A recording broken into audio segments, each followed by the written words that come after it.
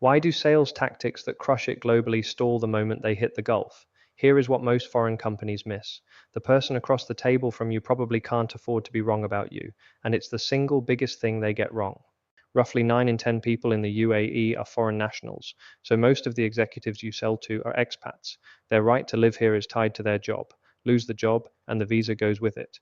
In most Western markets, a buyer who backs the wrong supplier has a bad quarter and an awkward meeting. Here, a decision that blows up can cost someone their position, and that position is holding up the visa, the family's schooling, the right to stay. The downside is personal. The imported playbook is built for volume. Thousands of cold emails, a fast demo, a discount with a deadline, close by Friday. That's designed for a buyer whose worst case is mild regret. It's exactly wrong for a buyer whose worst case is getting on a plane. The Gulf buyer does the sensible thing. They de-risk. And the way you de-risk a decision here is through people you already trust. That's why referrals do so much of the heavy lifting.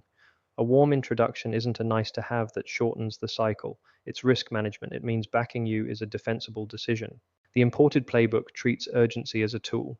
End of quarter, limited time discount. I can only hold this price until Thursday. Here it does the opposite. Pushing for a fast close signals you need the deal more than they do. That's the last thing you want to signal. Communication here is more indirect, and foreign sellers misread it constantly. A polite inshallah, let me check with my colleague. A meeting rescheduled twice. The transactional reading is the deal's dead, so the rep gives up.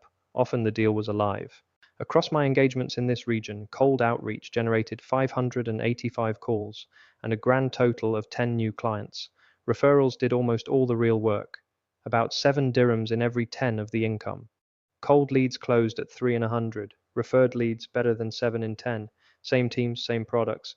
The only thing that changed was whether trust was already in the room. If you're selling B2B into the Middle East and your numbers are softer than they should be, the problem usually isn't your product. It's that you're running a process built for a buyer who doesn't exist here. If you want a clear-eyed look at where your deals are leaking, book a discovery call, philipmaslumian.com.